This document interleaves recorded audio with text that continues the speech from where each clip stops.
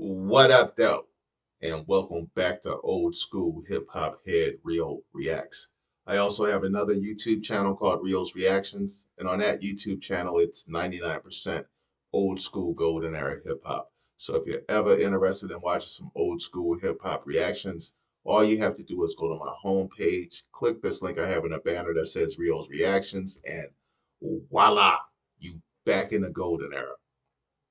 All right, man. So today's reaction is a subscriber request. Actually, it's about, I don't know, 500 subscriber requests. You know what I'm saying? So, because so many of you stands requested this, it's too many to name.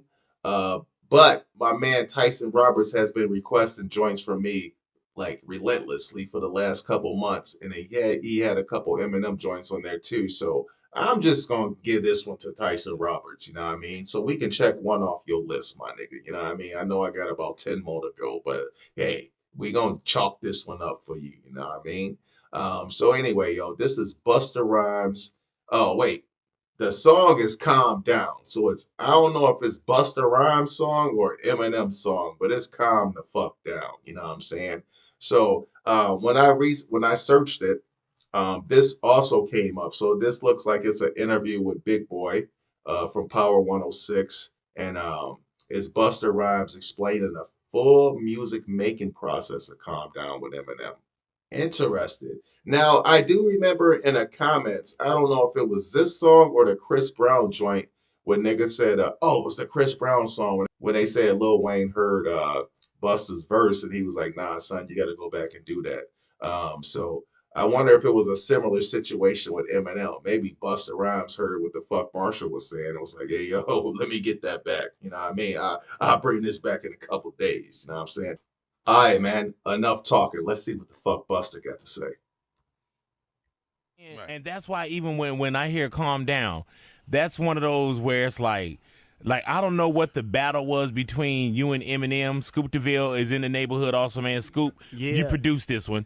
Yeah, man. And Scoop played it for me a while ago. And I told him, I said, Scoop, I need to jump on this song too. And he was like, lyrically, you can't handle it. And I understood him then, and I thank you for being honest with me. You know what I'm saying? But how does a song with Eminem and Busta Rhymes come together? Because there's absolutely no gimmick to you guys. When y'all want to go and do that pen, y'all ink runneth over. How did that come about?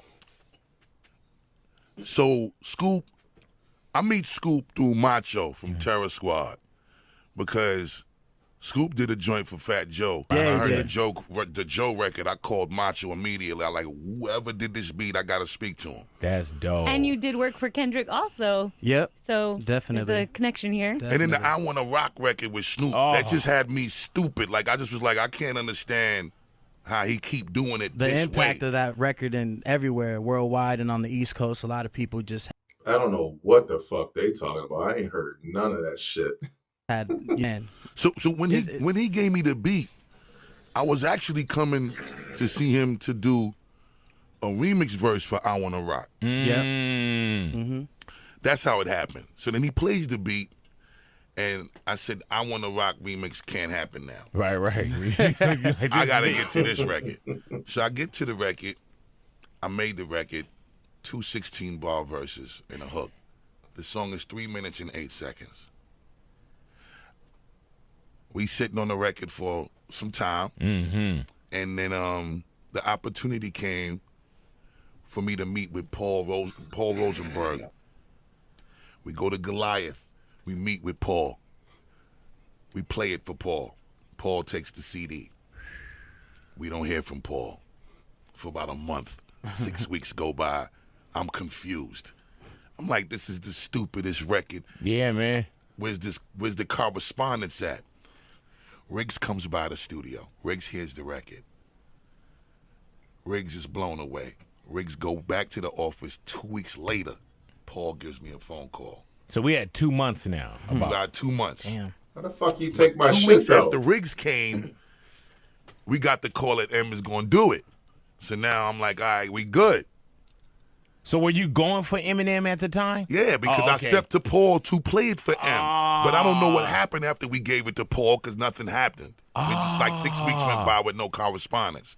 So then when Shaheem called Riggs to come through and I played it for Riggs, 2 weeks later, we got the call from Paul that M is going to go. So then M gets the record and a few months goes by. Damn. Then we finally get the call from Paul. I'm coming through to play you something.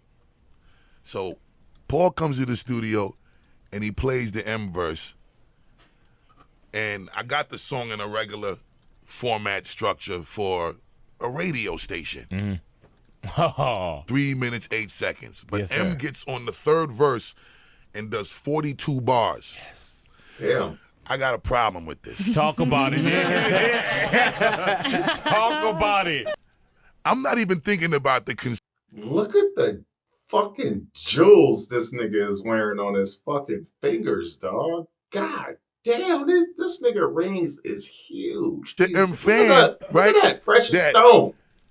I'm not even God thinking damn, about the boss. consumer yet. I'm thinking about him. I'm like, I'm not going to disappoint him and let him think that what's happening here is going to be this easy. Right. There's going to be some challenge now. He tried to body So- boss. I go back and I turn my 216s. I scrap that and turn my verse into a 50-bar verse. Go ahead now. I get to New York. I get the date to come to Detroit to mix the record. But M want me to send the verse. I couldn't send it because I had to get the drive. So I'm like, yo, I'm going to go to L.A., get the drive, and then come to meet you in Detroit. I get to Detroit. It's a snowstorm. We out there. We in the studio with M, 2-3 hours. M in the studio vibing. Then he started adding a couple of things to the beat. So I hollered at Scoop. I was like, yo, M going in on some production too. Like he adding some little things here and there. So you cool with that? Because, you know, I don't want you to hear something happening with your production that you ain't in tune with. He was like, nah, just send it to me. Let me hear it. You know, M is a producer. I'm a producer. Whatever. If it's going to bring the best out of the record, let's do it. I'm like, cool. So about 5-6 hours passed by. And, you know, M heard the verse. And M was like, he's a crazy motherfucker. He's a motherfucker. He's a motherfucker. And I'm like, okay, we gonna mix the record? Nah, we ain't mixing the record. Like, damn, I'm in the D, snow blizzard, hotel expenses, airfare, Yeah. car service, and we not mixing today? Nah, man. I gotta make this little adjustment because I feel like my energy ain't matching yours yet. Oh, wow. All right, cool.